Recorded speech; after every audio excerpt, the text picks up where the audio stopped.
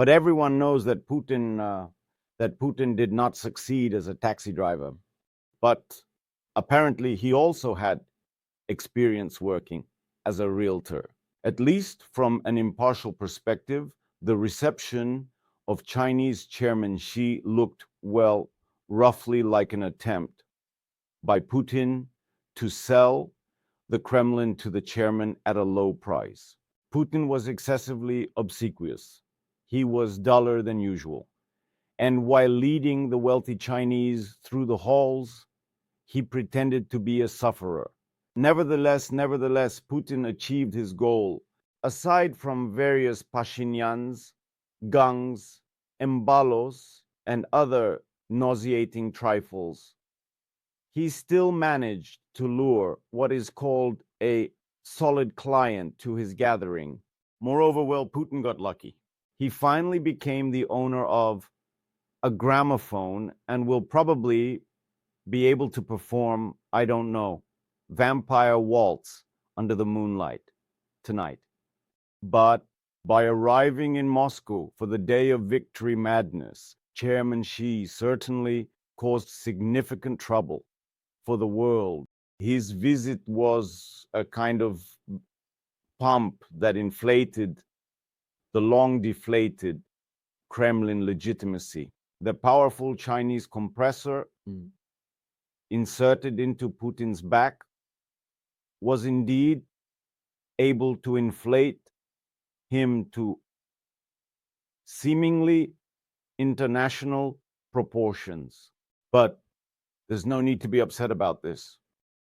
The Führer is so full of holes that the Chinese inflation will quickly and with a whistle escape through all his breaches and gaps. And this inflation done by Chairman Xi won't last long. But for a couple of days, Putin will be able to show off his almost former stature. However, still,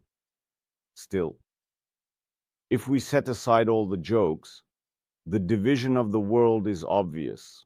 And the comical, disgraceful Victory Day of 2025 is also, of course, a review of those barbaric forces that will very soon likely try to sink their teeth into the throat of civilization. This is if Putin manages to retain the role of leader of these barbaric forces, which is very, very doubtful, because, well, you understand yourself that his weight is absolutely incomparable to that of Xi. But thanks to this review, which is deadly for the reputation of those who arrived in Moscow, it became finally clear who is on Putin's hook, who is bought, and who is simply hopelessly stupid, like Pashinyan, and does not understand why he came. But China is a master of hints in general. Check out my Telegram channel. There's all sorts of rare, strange chronicles. And a ceremonial introduction of a gramophone into the Kremlin, into Putin's chambers, was made. This is likely a significant hint from Xi, his gift suggesting to Putin that it's time to change the record. The ghoul has indeed been stuck for a long time, stuck on this evolutionary Nazism, on the danger of NATO. And it's clear that the search for a convincing pretext to occupy Ukraine has not yet been successful. But the fact that it hasn't been successful is, by the way, not a reason to keep repeating the same ridiculous nonsense about Nazis every day for several years. Chairman Xi made it clear to the Russian dictator that in general, even nonsense needs to be updated and diversified sometimes. It loses its freshness and loses its persuasiveness